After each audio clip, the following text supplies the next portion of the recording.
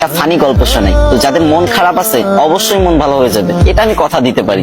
যদি হাতে কয়েক সেকেন্ড সময় থাকে তাহলে আমার গল্পটা শুনে যেতে পারো। তো ছেলেটার নাম চুঙ্কু, তার সমস্যা একটাই, সে ইংরেজিতে কথা কইবারই পারে না, কিন্তু ম্যাডাম তো রেগে মেগে পুরো আগুন। চুঙ্কু, তুমি যদি কালকে ইংরেজিতে কথা বলা না শিখতে পারো, না শিখে আসো, তাহলে কিন্তু তোমার খবর আছে। তো চুঙ্কু তো ম্যাডামের এই কথা শুনে ভয়ে ভয়ে বাড়িতে গেল।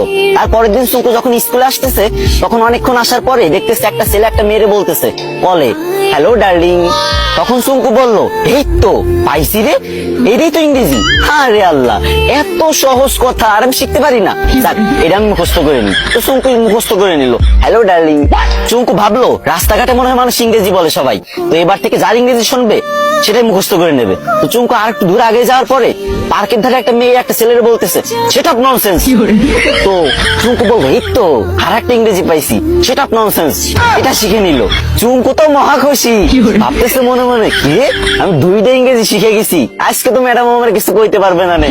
আর একটু আগে যাওয়ার পরে বাস থেকে লোক নামবে, ঠিক আছে, তো সুপারভাইজার বলতেছে লেডিস ফার্স্ট, লেডিস ফার্স্ট।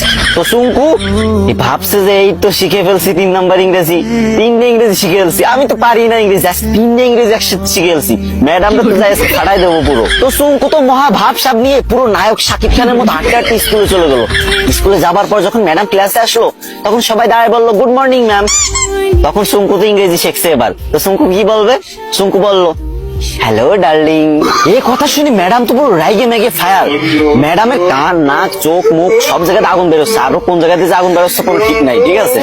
তো চুঙ্কুরে বললো হাউ ডেয়ার ইউ। চুঙ্কু বলছে সেট অফ ননসেন্স।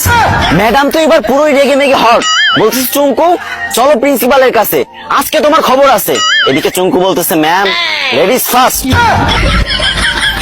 গাইস, তোমাদের হাসানোর জন্য মেয়েদের থেকেও বেশি ন্যাকামি করতে হয়। তো তোমরা হাসছো তো, মন ভালো হয়েছে তো, কিন্তু আমার কিন্তু কষ্ট হয়েছে অনেক, গলাটা পুরো ভেঙে গেছে।